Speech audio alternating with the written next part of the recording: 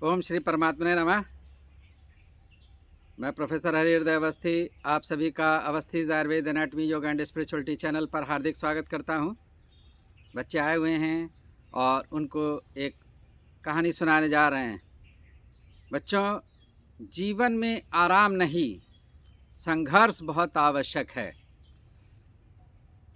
इस शिक्षा के साथ एक कहानी मैं आपको सुनाने जा रहा हूं। संघर्षमय जीवन ही हमको सफलता की सीढ़ियों पे ले जाता है, उससे हमारा विकास होता है और जीवन सुगम हो जाता है। तो एक कहानी मैं इसी संदर्भ में सुना रहा हूँ। आज जो है छठ है और ये भगवान सूर्य के दर्शन कर लें। कहानी अब प्रारंभ कर रहे हैं हम। तो बच्चों, एक बहुत बड़ा टापू था जो चारों तरफ समुद्र से घिरा हुआ था और वो बिल्कुल से निर्जन सा था। वहाँ बहुत सारे फलदार वृक्ष थे और छोटे मोटे जीव जंतु थे जो रहते थे, लेकिन वहाँ मनुष्य नहीं था और भी कई सारे जानवर नहीं थे, जैसे शेर भी नहीं था। और वहाँ पर एक गिद्ध का झुंड पहुँचा और उस टापू पर उतरा और उनको लगा कि यहाँ पे तो सारी सुख सुविधाएं हैं, कुछ भी नहीं करना पड़ता। और वो फल तोड़ के खा रहे थे और छोटे मोटे शिकार कर रहे थे। तो इस तरीके से उनको वहाँ बहुत अच्छा लगा और जीवन सुचारू रूप से उनका चल रहा था। कोई भी कष्ट नहीं था, कोई संघर्ष नहीं करना पड़ रहा था, सब चीज़ आराम से मिल रही थी। जब चाहो जितना चाहो सो लो और थोड़ी देर में फल तोड़ के खा लो। तो आराम और भोजन दो बातें चल रही थी कि पूरा एक तो वो आराम करते थे, फल तो किसी भी पेड़ पर बैठ जाओ और उसको खा लो। तो ये गिद्धों का कार्यक्रम चल रहा था, जीवन सुचारू रूप से था। तो ऐसे ही एक दिन गिद्धों की मीटिंग हो रही थी और एक बुजुर्ग गिद्ध ने कहा, बूढ़े गिद्ध ने कहा कि आप लोग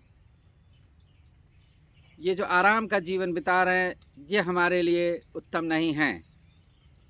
यहाँ पे संघर्ष बिल्कुल समाप्त हो चुका है और कभी कोई समस्या आएगी तो हम उसका निपटारा नहीं कर सकेंगे। इसलिए अब मेरी राय है कि हम लोग को ये टापू छोड़ करके जहाँ से हम आए हैं वहीं पे पहुँच जाना चाहिए।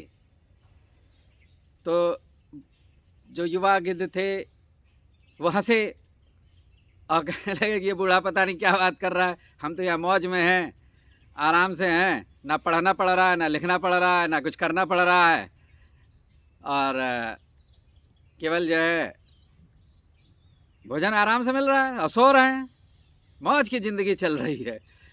और ये बुढ़ा जो है हमको परेशानी में डालने वाली बात कर रहा है कि ये टापू छोड़ दो और फिर से संघर्ष में चलो। तो इस प्रकार से उनको अच्छा नहीं लगा और उन्होंने कहना नहीं माना। और वो बूढ़ा जो बच्चा कहना मान रहे थे उनको साथ लेकर अपनी पुनः जहाँ रहता था वहाँ पर पहुँच गया और इस प्रकार दोनों जगह पे जीवन चल रहा था।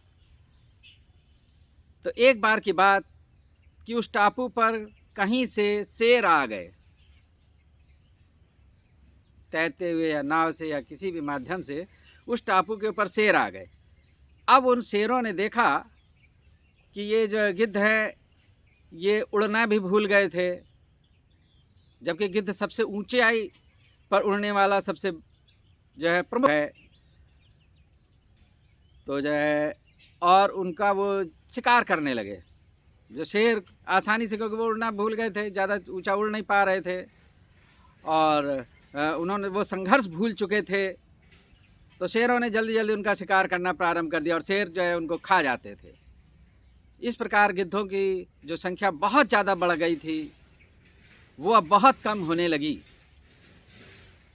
और इसी बीच जो बुजुर्ग गिद्ध था उसने सोचा कि उस टापू पर जो मेरे साथी हैं, चलो मैं उनका एक दिन हालचाल ले आऊं।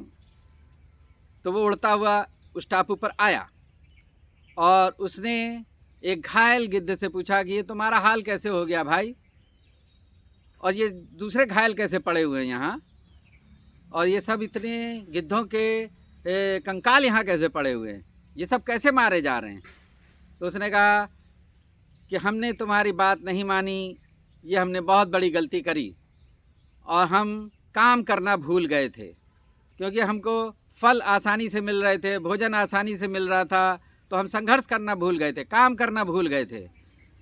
और यहाँ पे ये शेर आ गए और वो हमारा शिकार आसानी से करने लगे, क्योंकि हम काम करना, उड़ना और संघर्ष तो भूल चुके थे। तो हमने आपका कहना नहीं माना, जिसका परिणाम हमको ये भुगतना पड़ रहा है और हमारी संख्या बहुत कम हो गई है और हम मारे जा रहे हैं। तो गिद्ध ने कहा अभी भी जो बच गए हैं उनको इकट्ठा किया जाए और चल के पुनः अपने क्षेत्र में ले चलें और फिर से संघर्ष करना सीखना है और इन सबको सिखाना है। तो बच्चों, उसने फिर से सारे गिद्धों को इकट्ठा किया और वापस अपनी जगह पर ले गया और उनको ट्रेनिंग देना प्रारंभ की। क्योंकि जो बच्चे, जो व्यक्ति संघर्ष के साथ आगे बढ़ता है तो वो जीवन में आने वाली सभी समस्याओं पर जीत पा लेता है, और जो बिना संघर्ष के, जिनको सब चीज़ आसानी से उपलब्ध हो जाती है, जब कठिन वक्त आता है तो वो बच्चे हार जाते हैं, थक जाते हैं और या वो सफल नहीं होते।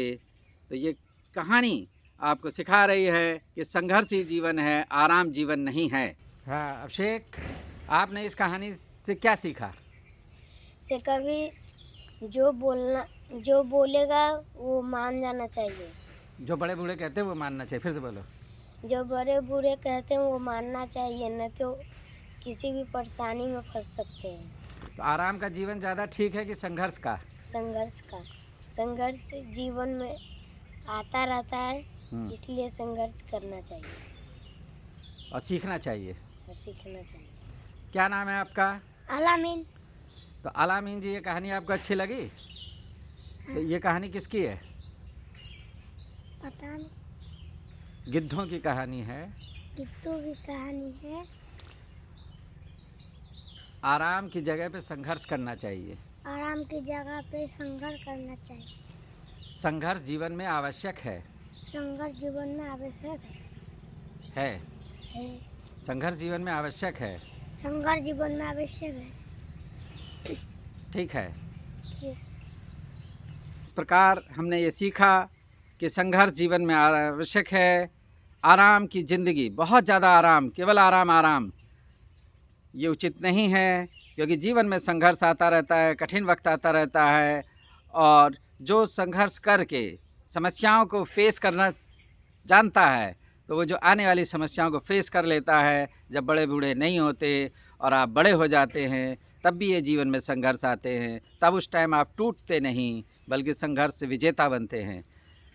और ये कहानियाँ अगर आपको पसंद आ रही हैं तो मेरे channel Awasthi's Ayurveda anatomy yoga and spirituality को आप सब्सक्राइब करें, वीडियो को लाइक और शेयर करें।